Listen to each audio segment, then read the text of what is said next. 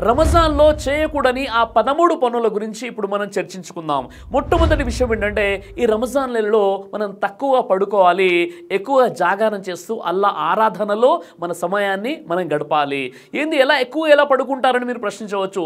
చాలామంది చేసే పొరపాటు ఏంటంటే వారు సెహరీ చేసుకున్న తర్వాత ఫజర్ నమాజ్ చదువుకొని పడుకున్నారంటే జోహర్ నమాజ్ కంటే ముందు నిద్ర మేలుకుంటారు. ఆ తర్వాత జోహర్ నమాజ్ చదువుకొని కాసేపు తిలావత్ ఖురాన్ చేసి మళ్ళీ పడుకున్నారంటే అస్సర్ కంటే ముందు నిద్ర మేల్కుంటారు. కొంతమంది మహానుభావులు అయితే ఇఫ్తార్ కంటే ముందు వారి ఇంట్లో ఇఫ్తార్ సమయం అవుతుందని నిద్ర మేల్కొల్పడం జరుగుతుంది.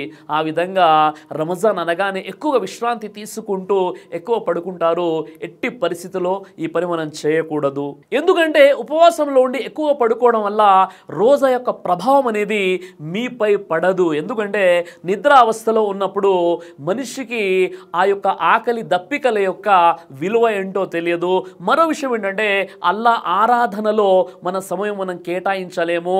సాధారణ సమయాల్లో 7 గంటలు పడుకునే వ్యక్తి ఇక్కడ రంజాన్లో 12 గంటలు 14 గంటలు పడుకుంటున్నాడంటే ఇక ఆ రోజా అతనికి ఏ విధంగా ఉపయోగపడుతుందో ఒక్కసారి మీరే ఆత్మ పరిశీలన చేసుకోండి. కాబట్టి రంజాన్లో తక్కువగా పడుకోవాలి, ఎక్కువ జాగారం ఉంటూ అల్లా ఆరాధనలో మన సమయాన్ని మనం కేటాయించాలి. మొదటి విషయం. ఇక రెండో విషయం ఏంటంటే మన ముస్లిం కమ్యూనిటీలో కొంతమందికి రంజాన్ అంటేనే అది షాపింగ్ నెలగా భావించి వారి కుటుంబ సభ్యుల్లో ఒక్కొక్కరికి ఒక్కో రోజు వెళ్ళి వారు షాపింగ్ చేస్తూ ఉంటారు. అలా కాలక్షేపం అనేది ఆ షాపింగ్లో చేస్తూ ఉంటారు. చివరికి రంజాన్ యొక్క అయ్యాం చివరి రోజులు ఉన్నాయి, ఇస్తగ్ఫార్ చదువుకోవాలి, అల్లాతో క్షమాభిక్ష వేడుకోవాలి అన్న విషయం తెలిసి కూడా వారు ఆ షాపింగ్లోనే వారి జీవితాన్ని గడుపుతుంటారు. చివరికి మేము మేల్కొని ఉన్నాం కదా, ఇది కూడా జాగారమే అనేటటువంటి భ్రమలో వారు ఉండిపోతారు. ఇలాంటి దౌర్భాగ్యం నుండి మనం దూరంగా ఉండాలి. ఎందుకంటే ఇది షాపింగ్ నెల కాదు. మనకు స్తోమత ఉన్నట్లయితే రంజాన్ కంటే ముందే మనం షాపింగ్ చేసుకోవాలి. కానీ మనం ఉపవాసంలో ఉంటూ షాపింగ్ చేసుకుంటూ మన సమయాన్ని ఎక్కువగా మనం వృధా చేసుకోకూడదు. ఒకవేళ తప్పనిసరి పరిస్థితులు ఏర్పడితే తక్కువ సమయంలోనే షాపింగ్ చేసుకొని వచ్చే ప్రయత్నం చేయాలి. ఇక మూడో విషయం ఏంటంటే మనం రంజాన్లో మన వ్యాపారాలని తగ్గించి అల్లా ఆరాధనలో మన సమయాన్ని పెంచాలి. కానీ సర్వసామాన్యంగా చాలామంది రంజాన్లోనే తమ వ్యాపారాలను ఎక్స్పాన్షన్ చేసేటటువంటి ప్రయత్నంలో ఉంటారు. రకరకాల బ్రాంచెస్ని ఓపెన్ చేస్తూ ఉంటారు. తద్వారా అల్లా ఆరాధనలో కాకుండా వ్యాపారంలోనే వారి యొక్క సమయం అనేది ముగిసిపోతుంది. కాబట్టి అలా కాకుండా మన వ్యాపారాలను మన బిజినెస్ని ఈ ఒక్క నెల తగ్గించుకొని ఎక్కువగా అల్లా ఆరాధనలో గడిపే ప్రయత్నం చేయాలి. ఇక నాలుగో విషయం ఏంటంటే రంజాన్లో కొంతమంది చేసే ఒక పెద్ద పొరపాటు ఏంటి అంటే వారు తరావీ నమాజ్ చదువుకున్న తర్వాత ఇంటికి రారు.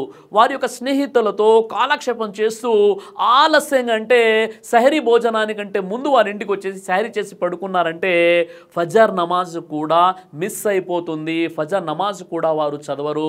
అలాంటి వ్యక్తులు రంజాన్ యొక్క పూర్తి ప్రతిఫలాన్ని పొందలేరు. కాబట్టి తరావీ నమాజ్ తర్వాత ఇంటికి వచ్చేసి మనం పడుకోవాలి.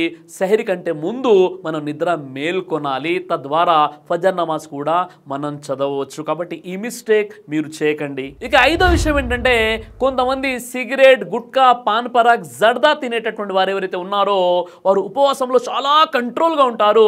ఇఫ్తార్ అయిన వెంటనే మజీద్ బయటకు వచ్చేసి ఉఫ్ అని ఆ సిగరెట్ తీసుకొని ఊతుంటారు. మరి కొంతమంది గుట్కా, పాన్ పరాగ్ని నవ్వులుతుంటారు. ఇంకొంతమంది జర్దాని నవ్వులుతూ ఉంటారు. ఈ విధంగా ఇవన్నీ కూడా మత్తు పదార్థాలు హరాం. కాబట్టి రంజాన్ యొక్క నెలలో అది ఉపవాసంలో ఉన్న స్థితిలో అయినా ఉపవాసం తర్వాత అయినా అవి తినడం అనేది నిషేధం. కాబట్టి వాటికి దూరంగా ఉండాలి సోదరులారా. ఎందుకంటే ఈ నెల ఎక్కువగా పుణ్యాలు సంపాదించుకునే నెల, మన మగ్ఫిరత్ చేసుకునే నెల, ఇస్తగ్ఫార్ చదవాలన్నటువంటి నెల, మనలో ఉన్నటువంటి బలహీనతలను దూరం చేసుకునేటటువంటి నెల. అలా కాకుండా మనం కేవలం ఉపవాస స్థితిలో వాటికి దూరంగా ఉండి ఇఫ్తార్ తర్వాత వెంటనే సిగరెట్ని కాల్చడం అనేది ఇది చాలా పెద్ద తప్పు మరియు పొరపాటు. కాబట్టి ఇలాంటి పనులకు మనం దూరంగా ఉండాలి. ఇక ఆరో విషయం ఏంటంటే కొంతమంది మసీదుల్లో చల్లటి ఏసీలు ఉన్నాయనే ఆలోచనతో మసీదులోకి వచ్చి పడుకుంటారు.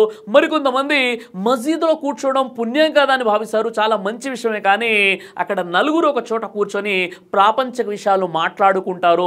మరికొంతమంది చల్లటి ఏసీ అని చెప్పేసి అవసరానికి మించి పడుకునే ప్రయత్నం చేస్తుంటారు. ఇది కూడా చాలా పెద్ద పొరపాటు. కాబట్టి ఎక్కువగా మసీదులో పడుకోవడం, అదేవిధంగా ప్రాపంచిక విషయాల్లో మాట్లాడడం మసీదులో, ఇది మసీద్ మసీద్ యొక్క మర్యాదకు వ్యతిరేకం కాబట్టి ఇలాంటి పనులకు మనం దూరంగా ఉండాలి. ఇక 7వ విషయం ఏంటంటే, ఎవరైతే తరావీ నమాజ్ చదవడానికి మసీదుకు వస్తున్నారో వారు తమ యొక్క చెప్పుల్ని సరైనటువంటి పద్ధతుల్లో అక్కడ వదలాలి. ఎక్కడైతే చెప్పుల కోసమో స్థలాన్ని కేటాయించడం జరుగుతుందో అలా కాకుండా చెప్పుల్ని మొత్తం కూడా పిచ్చి పిచ్చిగా చిందరవందరగా వదిలేసి వెళ్ళిపోతారు. ఎవరైతే నమాజ్ చదువుకున్న తర్వాత బయటికి వస్తారో పాపం ఆ ముసల్లీలకు చెప్పులు వెతుక్కోవడానికి అరగంట సమయం పడుతుంది. అంటే ఇక్కడ మసీద్ యొక్క మర్యాదకు పూర్తిగా వ్యతిరేకమైనటువంటి విషయం. అలాగే మరికొంతమంది వారి యొక్క బైకుల్ని కారుల్ని ఏ విధంగా పార్క్ చేస్తారంటే, వారు ఏదో మసీదుకు వచ్చారంటే అల్లాపై ముస్లింలపై ఇస్లాంపై ఉపకారం చేస్తున్నట్లుగా వారి యొక్క బైక్లను కార్లను ఎక్కడ పడితే అక్కడ పార్క్ చేసి రావడం అనేది సమంజసమైనటువంటి విషయం కాదు. ఎందుకంటే మీరు ఆరాధన పుణ్యం ఉద్దేశంతో మసీదులో ఉన్నారు. మీరు చేసే పార్కింగ్ వల్ల ఒక బయట ఉన్నటువంటి ఒక పేషెంట్ లేదా అత్యవసర పరిస్థితిలో వెళ్ళేటటువంటి వ్యక్తికి అది ఆటంకం కలిగి గంటన్నర సేపు అతడు మీకోసం వెయిట్ చేస్తున్నాడు. అతడు వెహికల్ తీయడానికి బండి తీయడానికి చాలా సమయం పడిపోతుంది. ఎందుకంటే మీరు చేసినటువంటి రాంగ్ పార్కింగ్ కారణంగా. ఈ విధంగా పుణ్యాలతో పాటు పాపాలని కూడా మనం మూట గట్టుకుంటున్నాం. మనం మసీదుకు వస్తున్నామంటే మన చెప్పులు, మన పార్కింగ్, మన వాహనాలు ఒక క్రమ పద్ధతిలో ఉంటేనే మసీదు మనం చేసేటటువంటి నమాజు సరిగ్గా అంగీకరించబడుతుంది. అలా కాకుండా మనం మసీదుకు వస్తున్నామంటే అల్లాపై మనం ఉపకారం చేయట్లేదు, అల్లా మనపై ఉపకారం చేస్తున్నాడు అన్న విషయాన్ని ఎట్టి పరిస్థితుల్లో మనం మర్చిపోకూడదు. ఇక 8వ అత్యంత బాధాకరమైన విషయం ఏంటంటే, ఈ రంజాన్ మాసంలో ఒకవైపు మసీదుల్లో ఖిరాత్ వినిపిస్తుంటుంది, మసీదుల్లో ముసల్లీలు నమాజ్ చదువుకుంటూ ఉంటారు. అదే కాలనీకి అదే మసీద్కి చెందినటువంటి మరికొంతమంది యువకులు ఎవరైతే ఉన్నారో వారు హోటళ్ల దగ్గర చబుత్రాల దగ్గర కూర్చొని ప్రాపంచిక విషయాలు మాట్లాడుకుంటూ అదేవిధంగా ధర్మానికి వ్యతిరేకమైనటువంటి విషయాలు చర్చించుకుంటూ అక్కడ కనిపిస్తూ ఉంటారు. ఇంకోవైపు మసీదులో నమాజ్ జరుగుతుంది, మసీద్ బయటే పెద్ద పెద్ద శబ్దాలతో అరుస్తూ ఉంటారు. గ్రూప్స్గా నిలబడి మనకు కనిపిస్తూ ఉంటారు. పూర్తిగా ప్రాపంచిక విషయాల డిస్కషన్ జరుగుతుంది. మరికొంతమంది అయితే గొడవలు కూడా దిగుతారు. లోపల మసీదులో ఇమాం గారు నమాజ్ చదివిస్తున్నారు, ముసల్లీలు అక్కడ ఉన్నారు, వారికి ఆటంకం కలుగుతుంది అనేటటువంటి కనీస జ్ఞానం కూడా లేకుండా వీరు అక్కడ వ్యవహరిస్తూ ఉంటారు. ఇంకొంతమంది అయితే హోటళ్ల దగ్గర నిలబడి ఏ విధంగా ఉంటారంటే గంటల తరబడి వారి యొక్క సమయాన్ని అక్కడ వృధా చేస్తూ ఉంటారు. ఇది సరైనటువంటి పద్ధతి కాదు. ఇలాంటి విషయాలకు మన యువత దూరంగా ఉండాలి. ఇక 9వ విషయం ఏంటంటే, రంజాన్ నెల రాగానే నేటికి కూడా కొన్ని మసీదుల్లో తరావీ నమాజ్ అనేది 8 రకాతుల లేక 20 రకాతుల అనే విషయంపై ఒకే మసీదులో 2 వర్గాల వారు గ్రూప్స్గా ఏర్పడి గొడవలకు దిగుతూ ఉంటారు.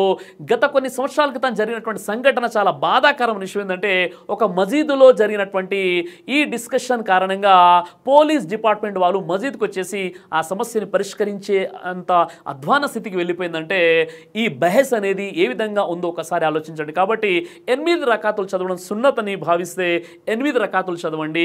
20 రకాతులు చదువుకునే వారిని 20 రకాతులు చదువుకోవడానికి అనుమతి ఇవ్వండి. అలా కాకుండా వాదోపవాదాలకు దిగడం ఎట్టి పరిస్థితుల్లో కూడా సమంజసమైనటువంటి విషయం కాదు. తద్వారా ముస్లిమేతరులు ఎవరైతే ఉన్నారో వారికి మనం అవకాశం ఇచ్చిన వారం అవుతాం. ఇస్లాంపై చెడు ప్రభావం పడుతుందన్న విషయాన్ని మనం మర్చిపోకూడదు. ఇక 10వ విషయం ఏంటంటే, మీరు తరావీ నమాజ్కు వస్తున్నప్పుడు మరీ చిన్న పిల్లల్ని మసీదుకు తీసుకురాకండి.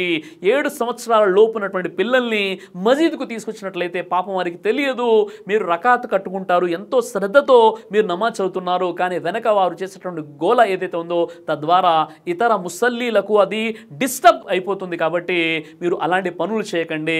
ఎందుకంటే చిన్న పిల్లలకు పాపం తెలియదు కదా వారు ఏం చేస్తున్నారో. తద్వారా ఇతర ముసల్లీలు ఎవరైతే ఉన్నారో వారి యొక్క నమాజ్ అనేది పూర్తిగా వారి యొక్క కాన్సన్ట్రేషన్ ఏకాగ్రత అనేది చెడిపోతుంది. కాబట్టి మరీ చిన్న పిల్లల్ని మసీదుకు తీసుకురాకుండా జాగ్రత్తలు వహించండి. ఇక 11వ విషయం ఏంటంటే, ఈ పవిత్ర రంజాన్లోని ఉపవాస స్థితిలో చాడీలకు గీబత్కి దూరంగా ఉండండి.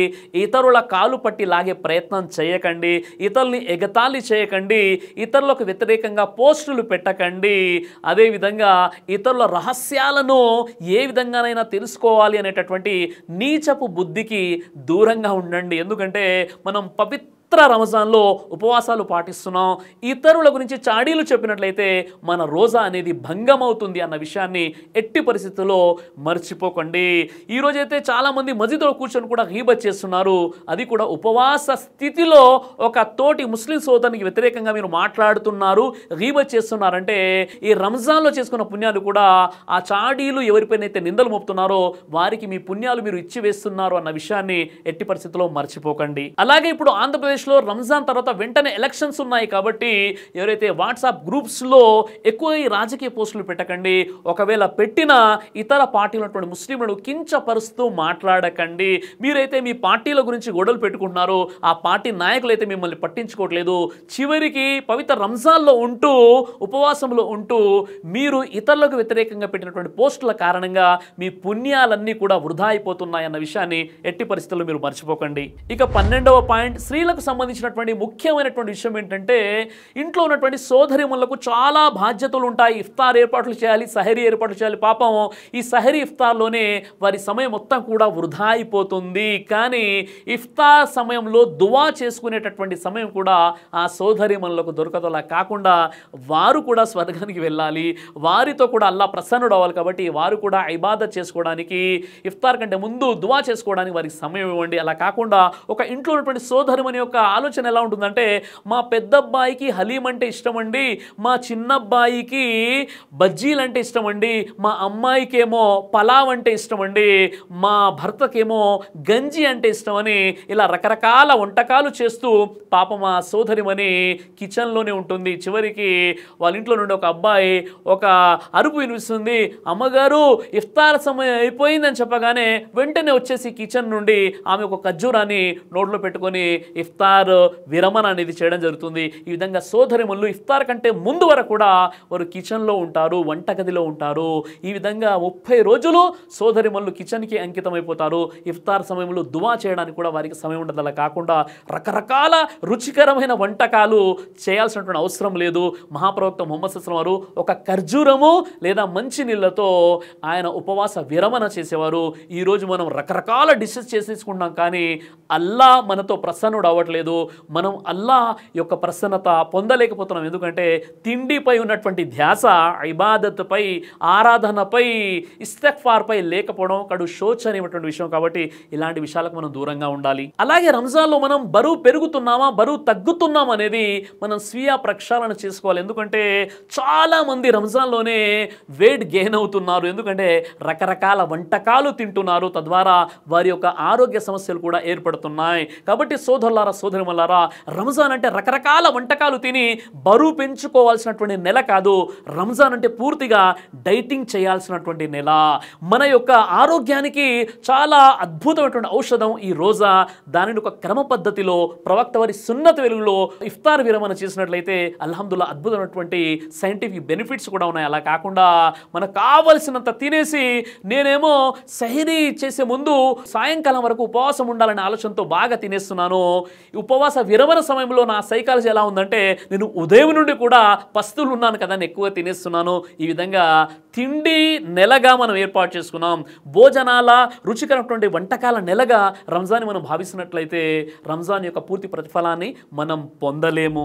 ఇక చివరిగా 13వ పాయింట్ ఏంటంటే ఎవరైతే సోషల్ మీడియాకి ఎడిక్ట్ అయిపోయి అస్తమానం ఫోన్ పట్టుకొని వీడియోలు చూస్తూ తమ సమయాన్ని కాలక్షేపం చేస్తున్నారో, ఫోన్కి పూర్తిగా ఎడిక్ట్ అయిపోయినటువంటి వారికి నేను చేసుకునే ఒక మనవి ఏంటంటే ఈ నెల రంజాన్లో మీరు పూర్తిగా సోషల్ మీడియాకి దూరంగా ఉండండి. ఎందుకంటే అందులో ఎంతగా మీరు లీనమైపోయారంటే మీ సమయం కొన్ని గంటల తరబడి కాలక్షేపంలోనే మీరు గడిపేస్తున్నారు. కాబట్టి అలాంటి ఎడిక్షన్ ఉన్నటువంటి వారు దయచేసి సోషల్ మీడియాకి ఈ నెల అంతా దూరంగా ఉన్నట్లయితే రంజాన్ యొక్క పూర్తి ప్రతిఫలాన్ని మీరు పొందగలరు. లేదంటే ఆ ఫోన్లో మీరు ఎంతగా మీ సమయాన్ని కేటాయించేస్తున్నారంటే చివరికి అల్లా ఆరాధన కోసం కూడా మీ వద్ద సమయం ఉండనటువంటి పరిస్థితి ఏర్పడుతుంది. అదేవిధంగా ఈ రంజాన్ సమాప్తమైపోతుంది. మన మఫ్ఫిరత్ జరగనట్లయితే మనకంటే దౌర్భాగ్యులు ఎవరో ఒక్కసారి మీరు ఆత్మపరిశీలన చేసుకోండి.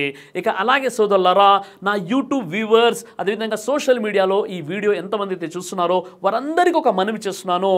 పీస్ మెసేజ్ ఫౌండేషన్కి ఈ పవిత్ర రంజాన్లో మీరు మీ యొక్క జకాత్ని, మీ సదకాత్ని, మీ యొక్క విరాళాలను మీరు చేరవేసి మేము చేస్తున్న చేస్తున్నటువంటి మహోన్నతమైనటువంటి దావా కార్యక్రమాల్లో మీరు కూడా భాగస్వాములు అవ్వండి.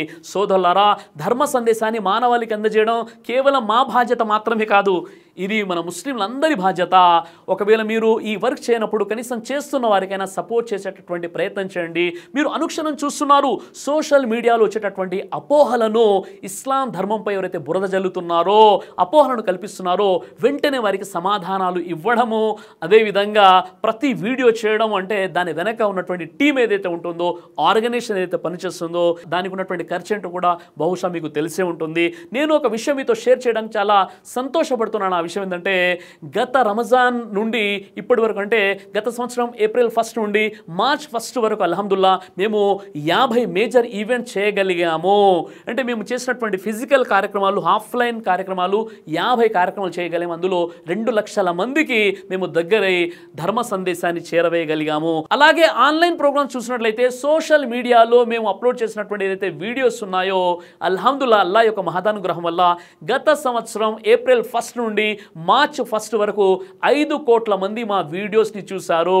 ఎప్పుడైతే ఇస్లాంపై ఎవరైనా బురద జల్లే ప్రయత్నం చేస్తే వెంటనే మేము ఏదైతే వీడియోస్ని అప్లోడ్ చేస్తుంటామో, ఈ ఒక్క సంవత్సరంలో 5 కోట్ల మంది చూశారు. 5 కోట్ల వ్యూస్ ఉన్నాయంటే ఎంత అద్భుతంగా దావా కార్యక్రమాలు ముందు కొనసాగుతున్నాయో మీరు అర్థం చేసుకోవచ్చు. కాబట్టి సోదరులారా, ఏ పని చేయాలన్నా దానికి ఆర్థికంగా సహాయం అనేది ఎంతైనా అవసరం. ఎందుకంటే ఇది ఒక ఆర్గనైజేషన్, ఇందులో ఫుల్ టైం ఎంప్లాయీస్ ఉన్నారు, ఆఫీస్ ఉంది, ఇతర ఎక్స్పెన్సెస్ ఉంటాయి. కాబట్టి మీరు కూడా మాకు సహాయం చేసినట్లయితే తప్పనిసరిగా మేము దావాలో ఇంకా ముందుకు వెళ్ళి మేము మా కార్యక్రమాలు చేయవచ్చు. మీకు మరో విషయం తెలియజేస్తున్నాను, మేము కేవలం రంజాన్లో మాత్రమే మేము విరాళాలను అడుగుతాము.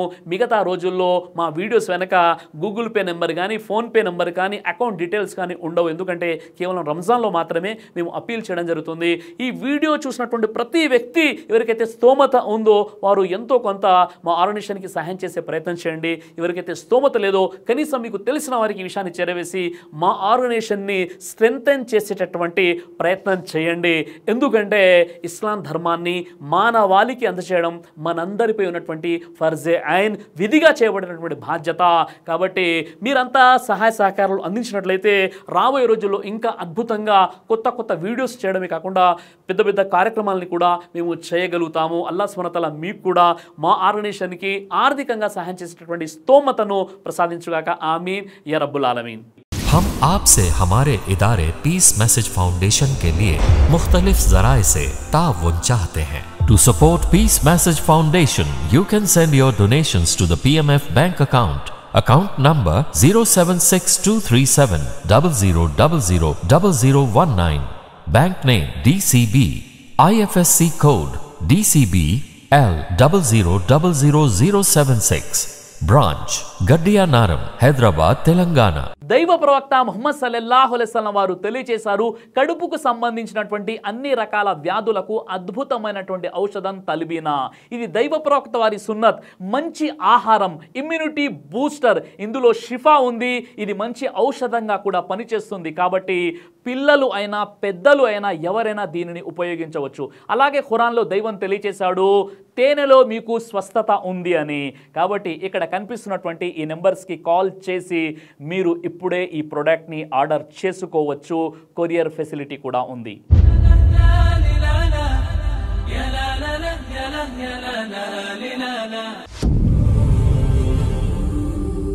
బ్రదర్ సిరాజ్ అని యూట్యూబ్ ఛానల్ని మీరు సబ్స్క్రైబ్ చేసినట్లయితే ఇన్షాల్లా దైవచిత్తం అయితే మీకు వీడియోస్ వస్తుంటాయి. అదేవిధంగా బ్రదర్ సిరాజ్ అనేటటువంటి ఫేస్బుక్ని కూడా లైక్ చేయడం వల్ల మీకు వీడియోస్ వస్తుంటాయి.